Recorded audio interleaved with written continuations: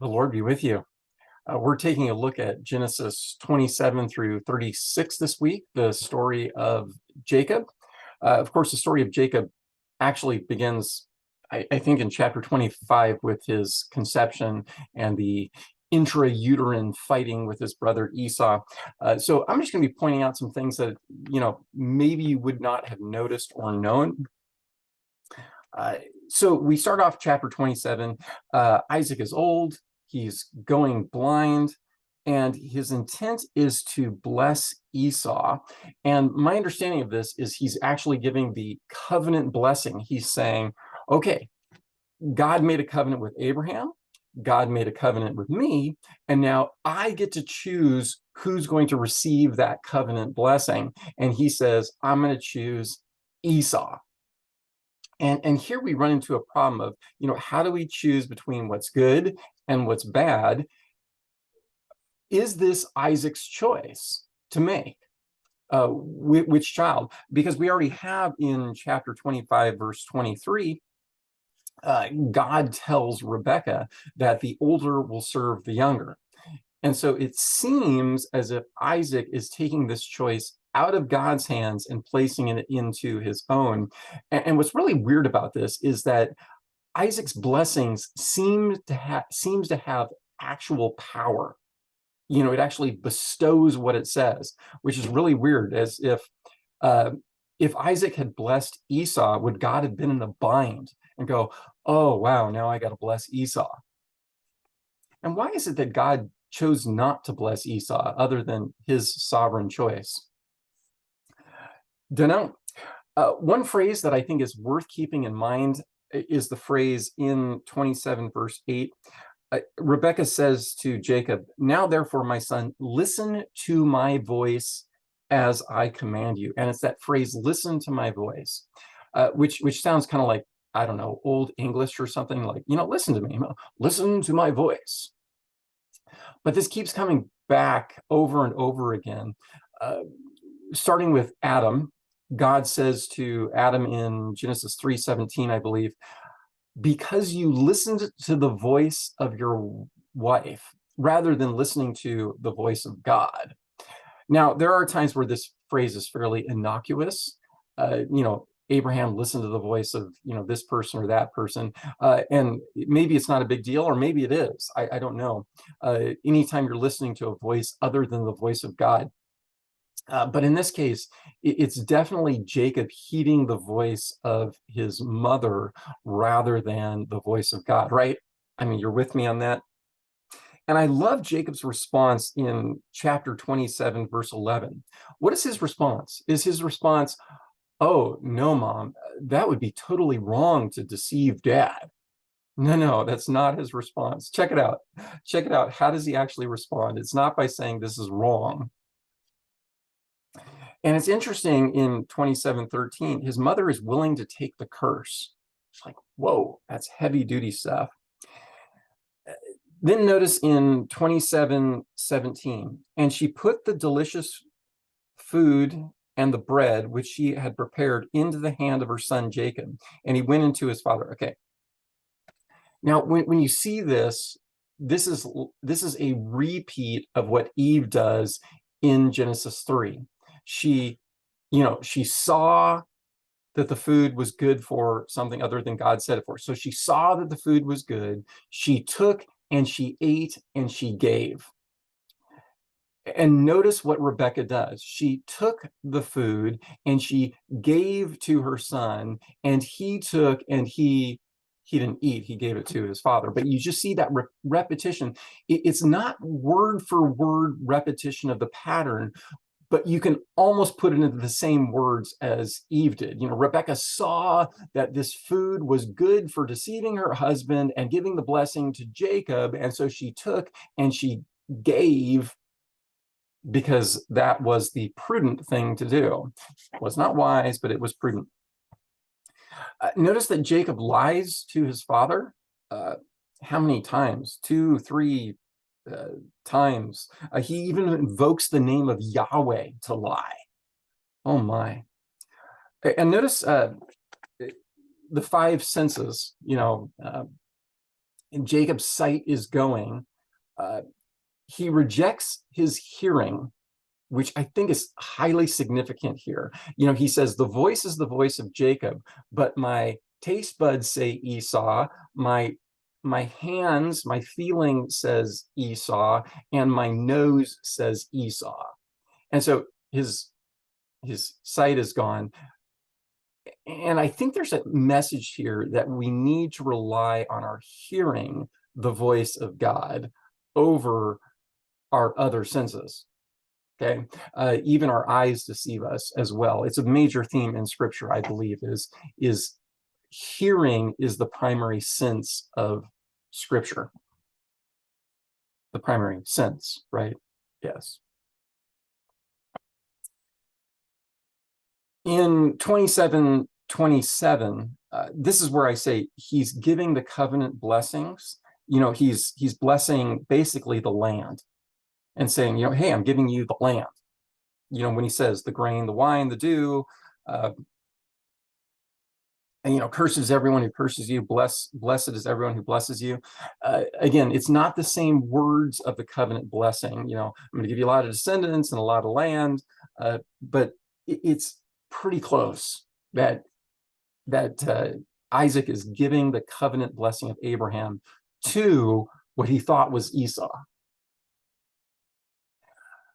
Notice Jacob makes a narrow escape. Notice Isaac's strong reaction. He trembled very violently when he realized he had been deceived. And his response of, yes, and he shall be blessed. It's like Isaac has this powerful word. We saw this earlier in chapter 18 when God says, hey, Abraham, hey, shall I exclude, shouldn't I not include you, seeing that you're going to be a great person? It's kind of like God is saying, hey, those whom you bless, they will be blessed. And so Abraham wants to bless Ishmael, and he's blessed. So also Abraham wanted to bless Lot, and Lot was blessed. And all that came back to haunt Israel. And so also, if Isaac had chosen to bless Esau, my assumption is God would have blessed him, and it would have been even more disastrous for Israel than it already was. His intent to bless those whom God did not intend to bless. God gives us great authority. God gives us great power. It's like, wow, don't do that, Lord. But God apparently knows what he's doing. And so and it's interesting because he only has one blessing to give, and that's the covenant blessing. And so that's important for us too, I think, as well, is, what's the blessing that we have to give to people? It's either a blessing or a curse. And the blessing we give is only the blessing of Abraham, or in our case, more specifically, the blessing of Jesus, and everything else is a curse, right? Because he basically gives Esau a curse. I'm going to remove from you from the fatness of the land. That's in 27:39. Esau's response, verse 41, is hatred. And this is the consequence, I believe, of Isaac's choice. Choosing to bless Esau, and Rebekah and Jacob choosing to deceive their father. Once again, we find the phrase in 27:43, Rebekah says, listen to my voice and flee. And I think this is really interesting. 28:1, Isaac calls Jacob, blesses him, directs him, you must not take a wife from the Canaanite woman. That's exactly what Abraham did for Isaac. Don't take a woman from the land, except Abraham protected Isaac by saying, I'm going to send my servant out of the land, not you. Isaac, however, sends Jacob out of the land, and Jacob does not come back with a wife, but 4 wives. Or 2 wives and 2 concubines, same thing. Well, not really. The poor concubines, they didn't really have a choice in the matter. Yeah, not good. Once again, Isaac again confirms the covenant blessings in 28:2 and following, I believe. 28 verse 7, Jacob listens to the voice. Listen to his father and to his mother. Okay. Note how Esau responds to this. don't take a woman from the land. Ishmael then goes to Ishmael's descendants. So he's told, oh, your parents value family. And Esau says, oh, they value getting a wife from family. So he adds to his collection of wives and gets one from Ishmael. He's kind of wondering, what's Esau seeking here by doing this, going to Ishmael, his family? When I used to read this, I saw Ishmael as not being family. And so I thought Esau was thumbing his nose at his parents by going, well, you don't like the women of the land. Well, I'm going to go get another woman from the land. It's like, oh, wait, he's going to Ishmael, his cousin. He's going to his cousin for Ishmael's son is his cousin. Notice God shows up in a dream. This is the first time to adult Jacob, the first time he affirms the covenant to Jacob. And again, it's emphasized is the land, the multiplication of the seed, and all the nations of the earth being blessed through him. We also have included the idea, being with you, keeping you, bringing you back to the land. And then, what are your thoughts on 28:20? If God will be with me, then Yahweh shall be my God. What do you think about that deal, that vow that Jacob makes with God? That if then, if you do this, then I will do that. What do you think about that? By the way, the ladder, the ladder to heaven. This is most likely, I think, a picture of a ziggurat. I don't know if you remember those ziggurats. They kind of have that stair step.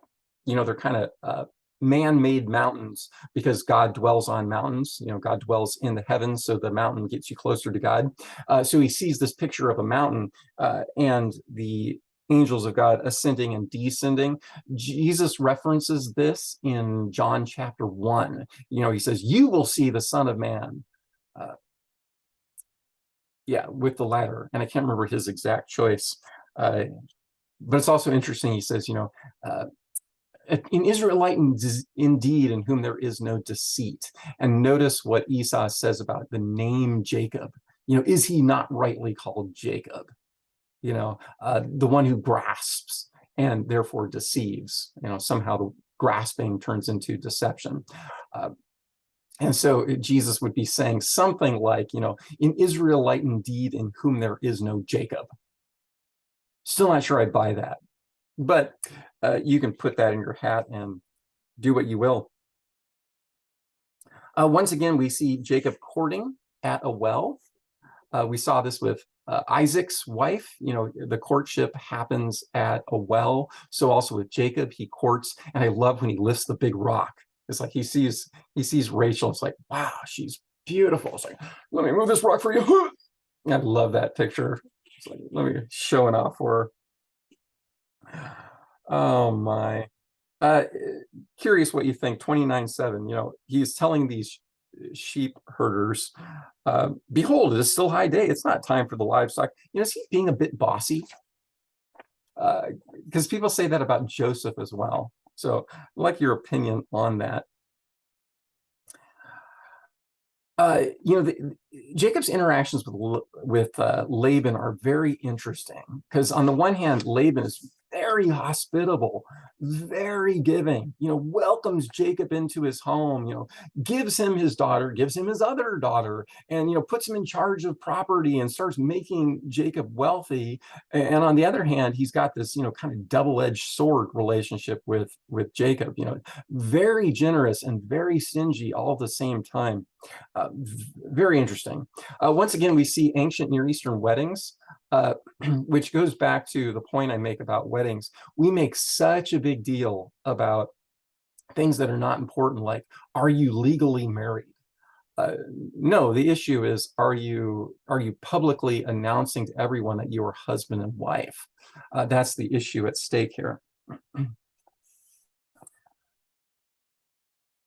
Notice the conflict right off the bat that, having two wives is bad enough. Having two sisters as wives is, I believe, even worse. And then you add to that their servant and the other servant, and these women seem to make no big deal about it, but man alive, that's a lot of women and a lot of kids by a lot of different women and a lot of conflict. And so I for the most part, you can notice what I'm about to say about the children and their names. You can notice it without knowing anything about Hebrew. Though the first one, Reuben, here's one where I think we've got a clear etymology of the word Reuben. You know, Ru and Ben. Look, a son. You see that word Ben? In Hebrew, it's Ben is son, and in Aramaic is Bar, Bar Abbas, or in Hebrew, Ben Yamin, Ben Jamin, and here Reuben, it means son. And so this is so funny and so sad. You know, it's like you have a child, it's like, hey, look, a child. Oh, but it's a girl. Oh, I'm sorry, you had a girl. But Leah is so happy. She goes, look, Jacob, I gave you a son, your firstborn son, right? But here's the important part, is they give an explanation for why they named their child what they named. So you don't need, for the most part, you don't need to know the Hebrew for this. Reuben is a special case because we know it's, look, a son. I gave you your son, a firstborn son. But her reason she named him Reuben is, now my husband will love me. Oh, so heartbreaking. And so pay attention to that, because with in verse 33, when Simeon is born, Yahweh heard that I was hated. He has given me another son. And I think the word Simeon is related to hearing, as in God heard me. But it's, look, Jacob, I gave you a son. Now won't you love me? Now won't you be attached to me? Look, Jacob, I gave you another son. Won't you love me now? Verse 34 with Levi, now this time my husband will be attached to me. She names basically her first three boys, now my husband will love me. It's like, oh. And I'm wondering with the fourth, with Yehuda, which means something like praise. This time I will praise Yahweh.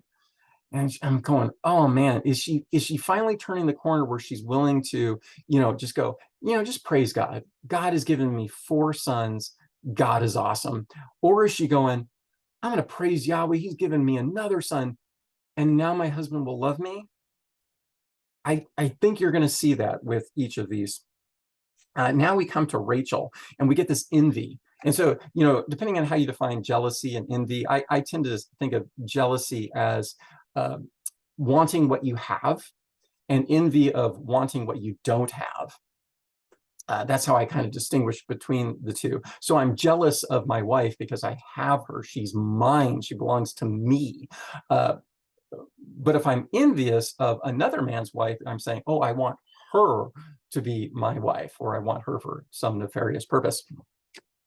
Again, this is culturally acceptable, but a horrible thing. And I got in trouble for saying this once, but when you give a servant to a man as for sexual purposes and reproductive purposes, I call that rape.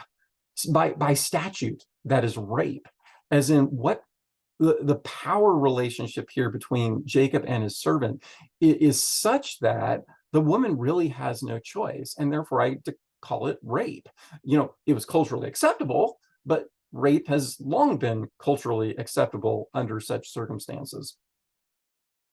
Okay, and why we now have laws that call it statutory rape, because by definition, in the military, they understand this, I believe.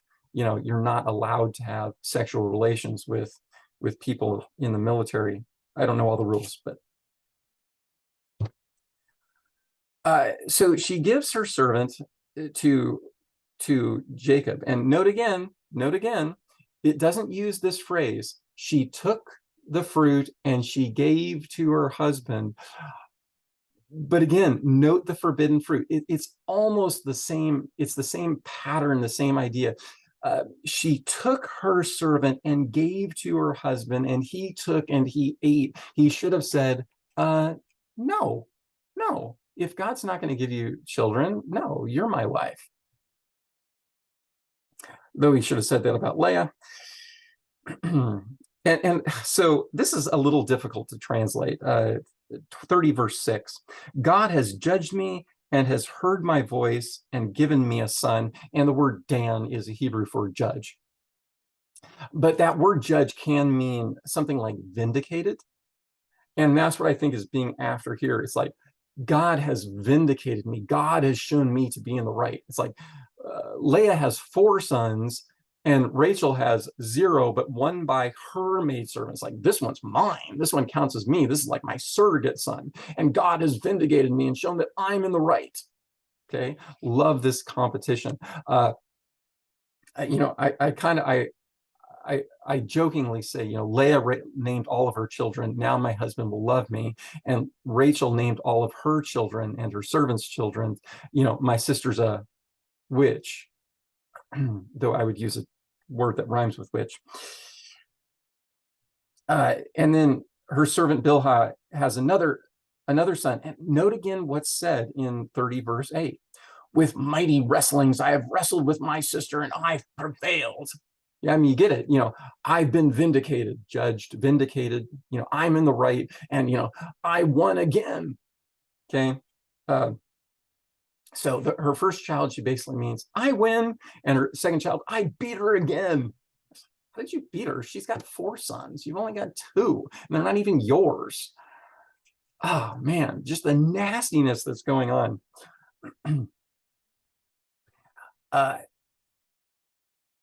So Leah names her last 2 children, you know, Gad. Oh, no, this is by a servant. Okay, good fortune has come to me. I'm so fortunate, and then I am so happy. And again, I'm wondering, you know, is she turning the corner where she's able to rejoice in the children God has given her? Or is she still saying, now my husband will love me? It's like, okay, now this is weird. You've got, give me some of your son's mandrakes. And I was going to look this up in Song of Solomon, because I think we've got 2 things going on here with the mandrakes. So in Song of Solomon, it has, I think, something to do with apples.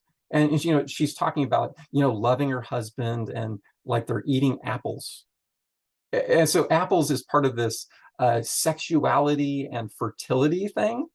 And that makes me think that this is a pagan ritual, is that the pagan gods basically had 2 things that they did. They gave you victory in war and they gave you fertility, you know, both of yourself and of your crops. Okay, providing food and providing children. That's what the gods did. And so I'm pretty sure this is a pagan fertility thing. And it's interesting that Rachel chooses a pagan fertility rite over actual sexual intercourse with her husband. Leah has another son, and note what she says. Oh, no. God says, God listened to her. And oh, this is so horrible. Verse 30, verse 18. God has given me my wages because I gave my servant to my husband.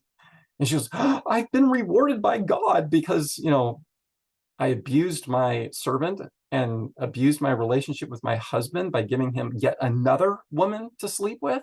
Oh my.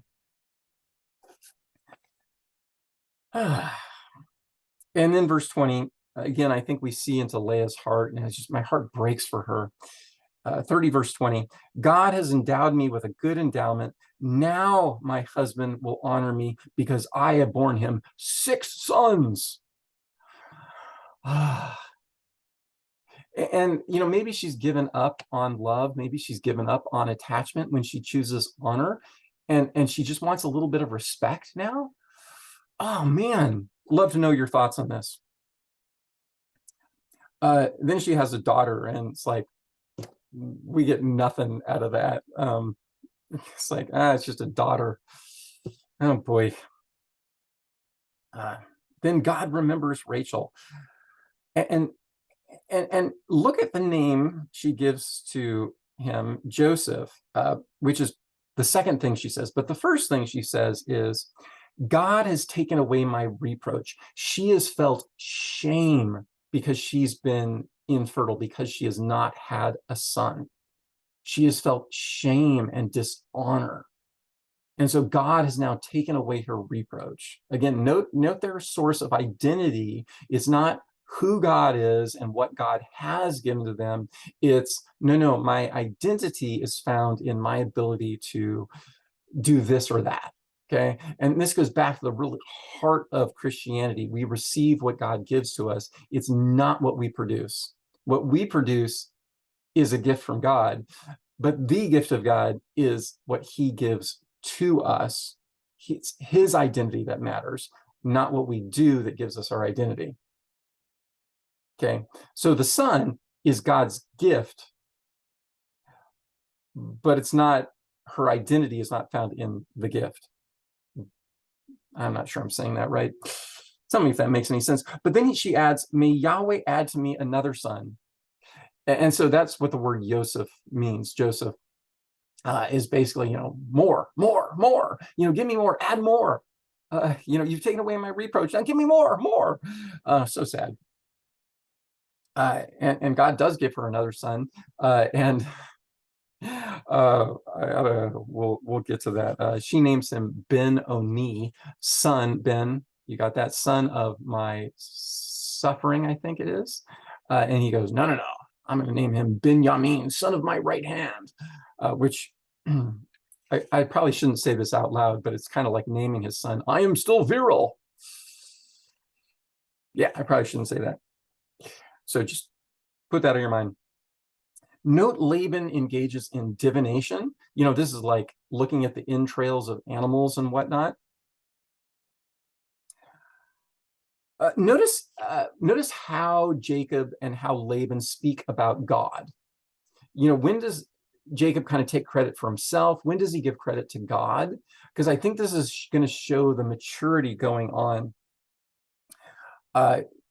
So note Laban, and you'll notice this with other pagans. They identify and they go, hey, I can see that Yahweh has blessed you. I can see that God has blessed you. I can see that, okay. So we have a last deception of Laban's part where he, oh, you can have all the spotted and speckled, except I'm going to take all the spotted and speckled and remove them. Jacob then does something in 30:37. He takes these fresh sticks of poplar and almond for which there is no scientific or commentary where I've seen an even decent explanation of what's going on here. Again, I'm wondering if this is some kind of pagan fertility ritual. I don't know. All right, 31, God again reaffirms the covenant with him. And I think this is the second time he does. Then Jacob recounts a dream, which is, I don't know if it's the second time or the third time, but we get Jacob's explanation of this in chapter 31. Note that Rachel steals the household gods. And later on, Jacob's going to say, get rid of your household gods. They're still idolaters. They are, if you will, technically called henotheists. They believe Yahweh is the most high God, but they still worship these other gods. And I think that explains the pagan fertility rites. You go to God for the big stuff, but for the little stuff, you go to the fertility god or the wealth god or the whatever god for whatever purposes. God continues to rescue. Notice the emotion in 31:31. Jacob answered Laban, because I was afraid. Whenever we're operating from fear and not fear of the Lord, we're in trouble. Whatever you fear, whatever you love, whatever you trust, that is your God. 31:38, notice Jacob's laundry list of complaints, his bitter complaints about Laban for the last 20 years, to which I go, yes, this is your reward for deceiving your father. Indeed. Uh, Now, 31 49, I don't know if you've seen those Mizpah coins, the Lord watch between me and you while we are absent one from another. Uh, that's not a blessing, that's a curse. God is going to watch between us while we are absent. I can't see you, but God can. And he's going to pay you back if you mess up. Notice the fear that Jacob has in chapter 32. His mom said, hey, when he stops hating you, I'm going to send for you. 20 years later, Rebecca has still not sent for Jacob. Of course, now I'm blanking whether Rebecca's even still alive. Are we told about Rebecca's death? Let me know. But he fears. He's greatly afraid and distressed about Esau. And Esau is so funny. I love the growth in the person of Esau. Greets his brother and is just friendly and loving. Brings 400 men with him. It's like, hey, family, everybody, my brother's coming. Let's go meet him. And Jacob's going, he's coming with 400 men. And Esau's like, let's party. Love it, love it, love it. Notice how Jacob claims the promises of God when he prays to God.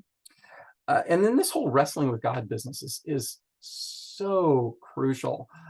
That's what we're doing. We're wrestling with God and other human beings, trying to figure out how to come to a right understanding of what's good and what's bad, and to choose the good and reject the bad. Chapter 34, notice that Shechem follows that pattern of took, saw and took and ate. He does that with Dinah. At least he loved her, at least he loved her, but you don't just see and take and rape, you don't just take what you want. Now, if I'm understanding what's going on here is that these Shechemites basically are trying to merge the two, Israel's people and the Shechemites, and basically become one people, which would be wrong because we have the covenant blessings for Israel alone, and the Shechemites want to combine. Simeon and Levi get kicked out of the birthright by their behavior here. You'll notice this in chapter 49. Jacob basically just rips into him and says, you murderous people, you. And so they don't receive the birthright. The fourth-born son is the line of the Christ, Judah, and the 11th born, Joseph, is the one who receives the birthright. Two sons. They each get a share.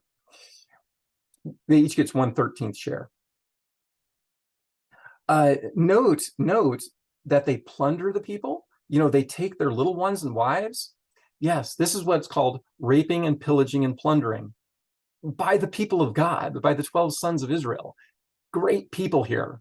Raping, pillaging, plundering. It doesn't mention rape, but when you take women as slaves, that's what they would do back then.